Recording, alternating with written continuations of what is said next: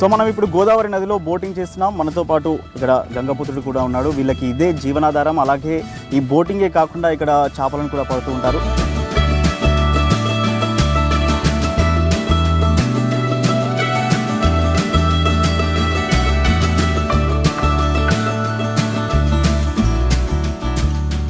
మామూలుగా ఏ రోజులలో ఇక్కడికి ఎక్కువ పర్యాటకులు కానీ భక్తులు కానీ ఎక్కువ ఏ రోజుల్లో వస్తుంటారు? సండే శుక్రవారం బాగుంటారండి ఇక్కడ. అంటే మామూలుగా బోటింగ్